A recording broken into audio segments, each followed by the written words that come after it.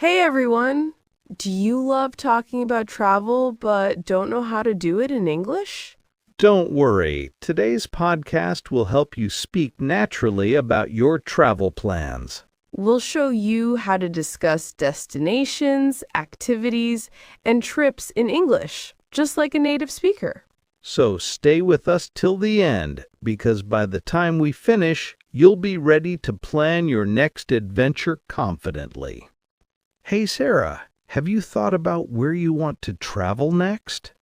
Yes, I have. I've been dreaming about visiting Italy for a long time. That sounds amazing. Italy has so many beautiful cities. I know. I really want to see Rome and Venice. Nice choices. Venice is perfect for boat rides and canals. Exactly. And I can't wait to try authentic Italian pizza there. Of course, you can't go to Italy without tasting pizza. And gelato. I love ice cream. Absolutely. What about Rome? I want to visit the Colosseum and the Vatican. Great. Those are must-see places. What about you, Alex? Do you have any travel plans? Yes, I've been thinking about Japan. Wow, Japan is amazing. Are you planning to visit Tokyo? Yes, Tokyo and Kyoto. I love Japanese culture and temples. That's fantastic. And the food is incredible there, too. Sushi, ramen, and street food. I can't wait. How long do you plan to stay in Japan?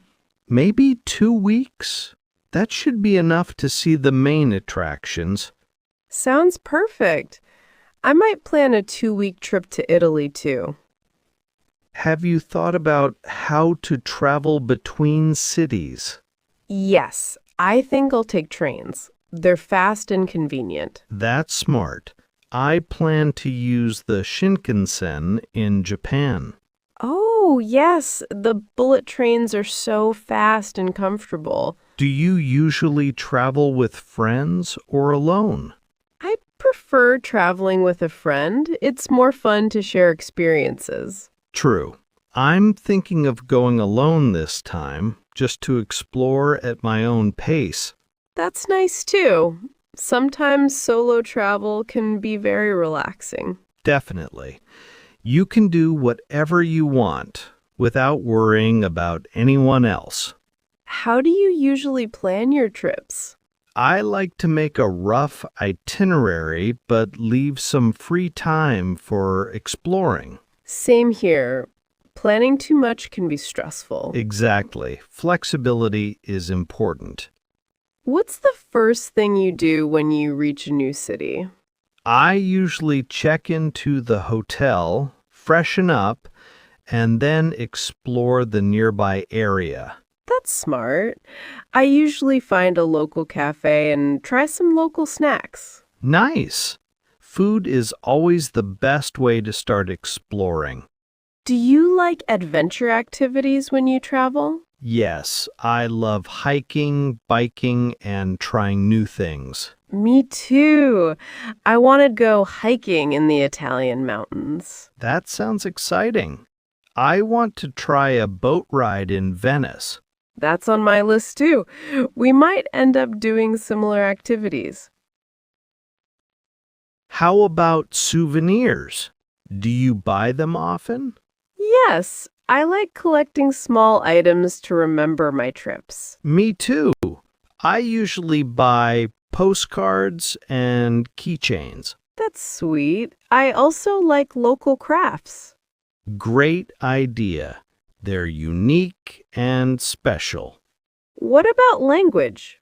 Do you try to learn a few words before traveling? Yes, I usually learn greetings and basic phrases. Same here.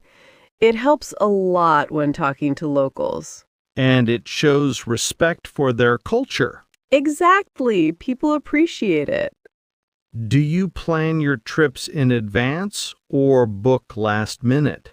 I usually plan a few months ahead. It's less stressful. True. I like planning early too, especially for flights and hotels.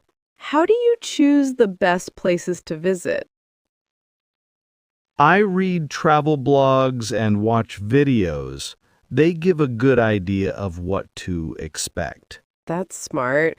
I also ask friends who have visited the place before.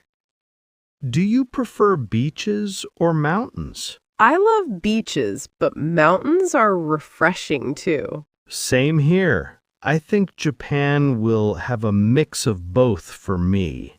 That's perfect. Italy also has beautiful beaches and hills.